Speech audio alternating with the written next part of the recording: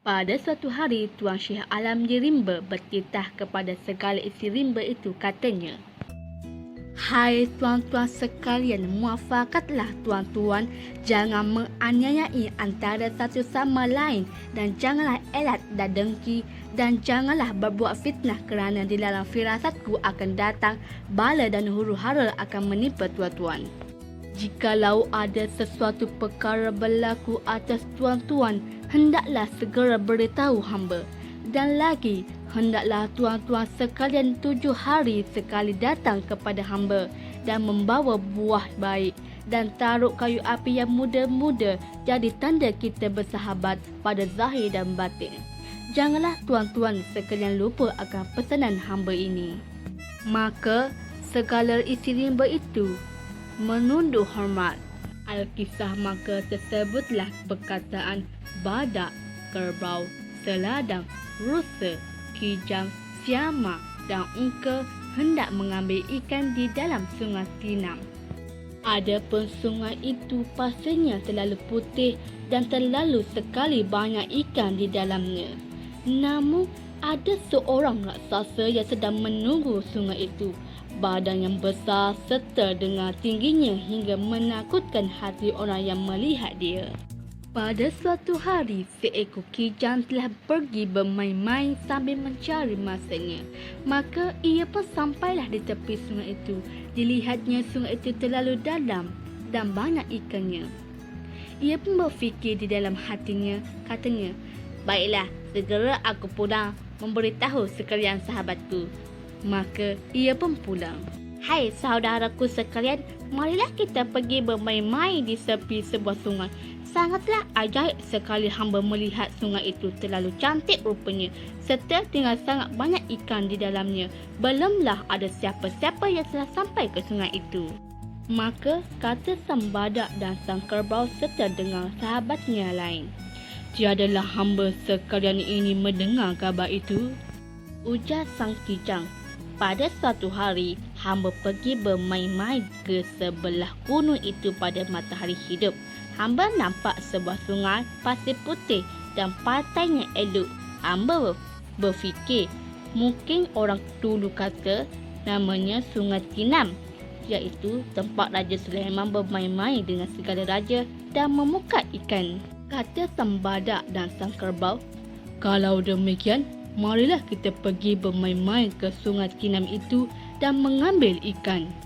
Maka sekaliannya pun pergilah mengambil ikan, terlalu banyak dapatnya. Kata sang badak, "Baiklah, kita kembali dahulu menghantar ikan ini, lagipun perut kita sudah mulai lapar." Setelah sampai, dibubuhnya mereka ikan itu pada suatu tempat. Kata sang kijang bertanya, "Siapa patut menunggu ikan ini, supaya kita boleh pergi mengambil lagi?" Sahut sang beruang, "Biarlah hamba menunggunya." Kata sang kijang, "Hai sang beruang, dahulu ada aku dengar kabar kononnya yang menunggu sungai itu adalah seorang raksasa yang terlalu besar dan tinggi orangnya, serta dengan hebat kelihatan rupanya. Jikalau ia datang, bolehkah engkau melawannya?" Maka jawab sang beruang, "Hai saudaraku, engkau lihatlah tamasyanya. Hambalah akan melawan dia. Hamba akan pijakkan dia dan pecahkan kedua-dua belah matanya." Setelah mendengar kata sang beruang itu, segala isi rimba pun pergi menekat ikan semula. Tiba-tiba raksasa datang dan ia pun berkata, "Hai beruang, minta aku ikan engkau kerana perutku sangat lapar." Maka terkejutlah sang beruang itu apabila mendengar suara raksasa itu. Kemudian sang beruang pun berlari dan terkena pada pokok kayu. Kemudian sang beruang kembali kepada raksasa dan melihat ikannya habis dimakan. Maka hari pun hampirlah petang dan sang badak dengan segala isi rimba itu pun pulang membawa ikan. Sang badak berkata, "Hai sang beruang, ke mana perginya ikan kita ini?" Jawab sang beruang, "Janganlah banyak-banyak kata tuan-tuan sekalian. Aku pun sedikit lagi dimakan oleh raksasa jahanam itu." Maka sang badak pun berkata, Akulah yang boleh melawan raksasa pencuri dan penyamun haram jadah itu.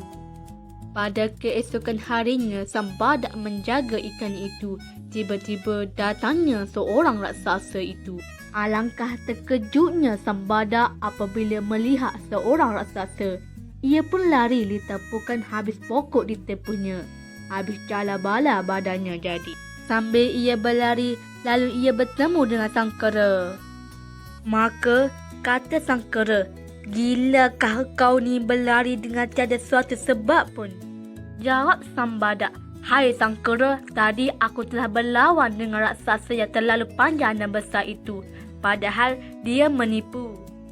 Ketiadaan sang badak di tempat menunggu ikan itu menyebabkan sang harimau mencarinya lalu bertemu dengan sang badak di dalam hutan. Kecederaan pada badan badak menyebabkan harimau bertanya, "Mengapa badan engkau cala bala?" Lalu sang badak berkata, "Dia berlawan dengan raksasa, padahal itu semua penipu."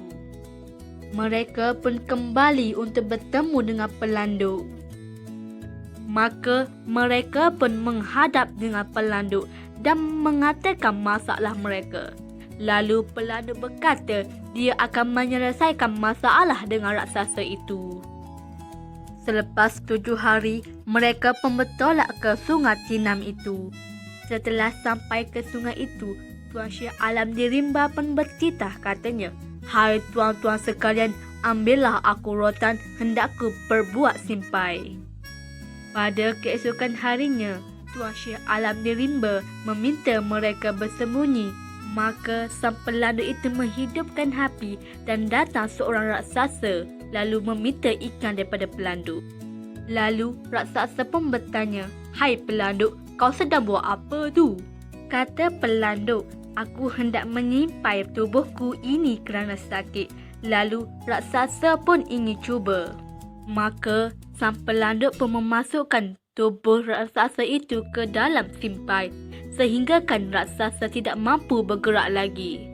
Kemudiannya, dicakarnya mata raksasa itu dengan taringnya hingga pecahlah mata raksasa itu.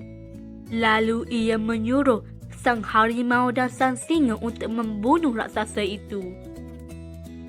Maka raksasa itu pun matilah diseksa oleh segala isi rimba itu. Kata Tuan Syekh Alam di rimba, "Hai saudaraku sekalian, adakah lagi kawan raksasa ini atau tiada?" Jawab seladan, "Ya tuanku, tiada lagi." Maka bebaslah kehidupan di rimba itu. Mereka bebas bermain di sungai Tinam itu dan bebas mengambil ikan dan buah-buahan. Maka bahagialah kehidupan mereka.